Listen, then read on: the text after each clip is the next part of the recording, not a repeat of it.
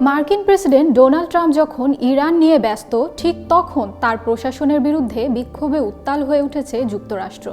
দেশটির এক অভিবাসন কর্মকর্তার গুলিতে রেনি নিকোল গুড নামের এক নারী নিহত হওয়ার প্রতিবাদে বিক্ষোভ হচ্ছে আমেরিকায়। কনকনে শীত উপেক্ষা করে মিনিয়াপোলিসের রাজপথে নামেন 10,000-এর বেশি মানুষ। তাদের দাবি একটাই, আইস বিলুপ্ত করতে হবে।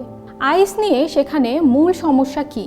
অভিবাসন ইস্যুতে যুক্তরাষ্ট্রই এখন কি করবে? চলুন জেনে নেই এসবের বিস্তারিত। যুক্তরাষ্ট্রের কেন্দ্রীয় সরকার অভিবাসন বিরোধী যে অভিযান চালাচ্ছে তার বিরুদ্ধে দেশ জুড়ে 1,000-এর বেশি সমাবেশের ডাক দেওয়া হয়েছে। দেশটির Minneapolis, new York city, Texas, Florida সহ বিভিন্ন অঙ্গরাজ্যে বিক্ষোভ হয়েছে।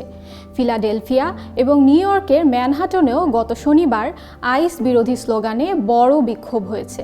এ সময় বিক্ষোভকারীরা স্লোগান দেন, আইসকে চলে যেতে হবে। ঘটনার শুরু গত বুধবার।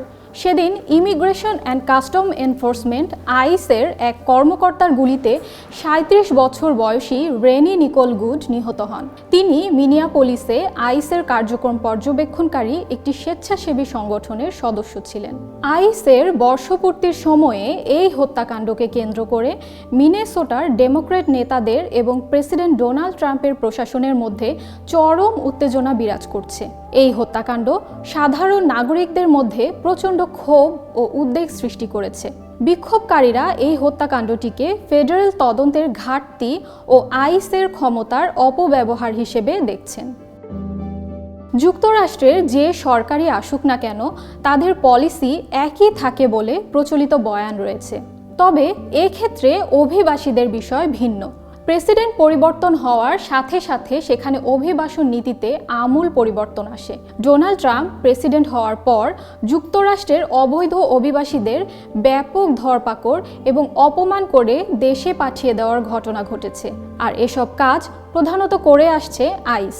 এবার জনগণের সেই ক্ষোভ গিয়ে পড়েছে সংস্থাটির ওপর।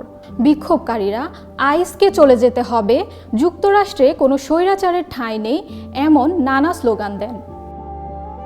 এই ঘটনা নিয়ে ডেমোক্র্যাটরা আন্দোলনকারীদের পক্ষ নিয়েছে। তারাও বলছে অন্যায়ভাবে রেনি নিকোল গুডকে মেরে ফেলা হয়েছে। তবে মার্কিন প্রশাসন বলছে এই ঘটনাটি স্রেফ সময়ের প্রয়োজনে ঘটেছে।